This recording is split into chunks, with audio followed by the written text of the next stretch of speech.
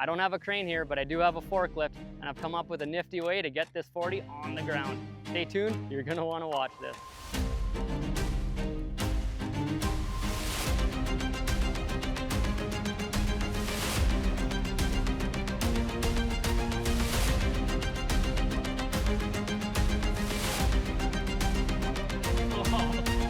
Oh, it's coming!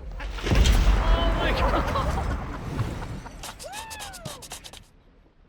We are here at a secure compound. It's a firefighter training facility, and we have actually made this building about 10 years ago, but it's now our job to tear this thing apart, and we got to move it down the road. And so we have our welder here with our bucket truck, and he's been grinding out all the old welds. This thing has held together very nicely, but we do have it re-engineered and pre-engineered for the next place. It's gonna go on a permanent screw pile foundation, but step one, we gotta tear it all apart. So I've come up with a great idea. There's a bunch of cars laying around here at this facility that they've already used the jaws of life and broke into. I'm gonna lay them out and tip this bad boy over. We're gonna see what happens.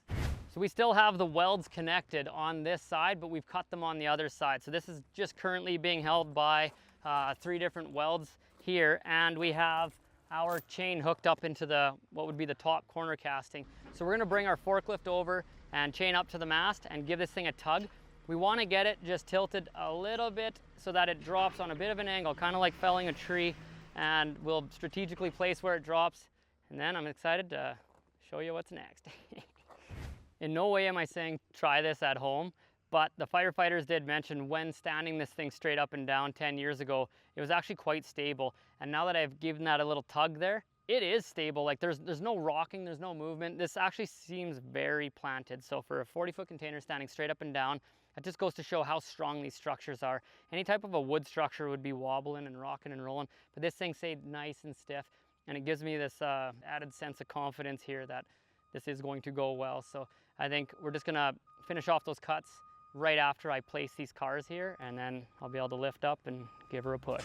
So when we go to drop this container, we want to land it on some cars. One, because they're here and we think it'll look cool, but another thing is we feel like it should cradle the fall. I have tipped containers over sideways before and landed them on rubber tires, and that actually worked quite well and it didn't damage the container. I feel like this is probably gonna damage the container, but it's also gonna be very fun. But I see my graveyard selection here of what I got for vehicles, and I think it's pretty important which ones we choose, what color, whether it's an import or a domestic vehicle. And I think probably what's the most important is the existing height of them right now. So if we start with a small one and work our way up, that might be the most responsible way of doing it. If we started high and worked our way low, we might get a teeter-totter effect. So I'm very interested to see what's going to happen, but first I gotta pick some vehicles and I gotta grab that forklift and carry them over. So I think what's the most important is we grab cars here that have the roof relatively intact, so when the container lands on it, it absorbs that energy and hopefully does the least amount of damage to the sidewall corrugations when we drop this thing. I also want to just grab cars that are easy to grab. So I might grab this Hyundai here. I'll set that one first. Then I got looks like a Buick Enclave or something, and then I might come all the way around and grab this half-ton here. So we got a Chevy half-ton, and that I think is going to be the grand finale. That's what we're going to drop the container on. The top of it should land on there, and then there's a head frame that's on top of this. I want that I hope that that doesn't hit the ground, because we do want to reuse that if possible, but it's just a bunch of HSS and we can totally rebuild that if need be. I would like to thank the firefighters for allowing me to tip this container over, but unfortunately, I have to pay for a replacement. So one way you can help us out is, the next time you're looking to add security or ventilation to your shipping container, check out containermodificationworld.com. Worst case scenario, if this container breaks, I know a guy who's got more. 3, 2, 1. Oh, it's coming.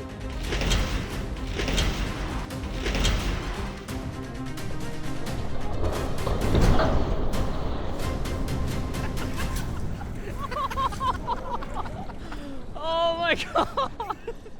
Woo! That was so cool. Just a couple dents, we can fix that. Ooh, I just came up with a way to deal with all them sea pirates that try to take over container vessels. You just drop one of these bad boys off. As you can see, their fate. But all honesty, that worked out amazing. I cannot believe how smooth that went. We wanted this head frame here not to hit the ground, and these vehicles cradled it nicely. There's actually not that much damage to the sidewall corrugations, and the main tubing all the way across the top is perfectly intact. That's a hard thing to fix. It's something that doesn't need to be fixed here. So this container, we could actually install like a roll tarp door on the side, which cuts out the whole sidewall corrugations anyway, potentially like 3 roll-up doors. We'll have to see how bad it is when we get there. But another thing to notice is on the door end, where the doors were sitting on the ground for 10 years, they look perfect. They actually look operational and they're not all rusted. I expected all the humidity from the ground to corrode them, but maybe because that's sitting on this reclaimed asphalt or the aggregate that it was sitting on, that might have saved them. But even this end here, if you look here, these corrugations here were just pointing straight upwards. And so this was pooling water all the time. And you'd think that that would be rustier, especially with, look at the condition of the roof. This is a evergreen style container. They are made with mild steel and they're super rusty, but this end wall's looking great. And a lot of that is because even in the coldest days of winter, like say 20 degrees Celsius, -20, if the sun's beating on a dark colored container, it gets hot. It gets warm enough that it evaporates all the water away. And so that's obviously what happens here. And then when it does rain, it's not too often here in Saskatchewan, that does wick and evaporate away as well. So this container looks pretty good and it is relatively usable. I told him if it broke too much, I'd give him a new one. Probably still will, given if we're gonna stand another container straight up and down, but this is a very usable container still. They'll still be able to either perform ground tests inside of there or they'll utilize it for just storage of their gear.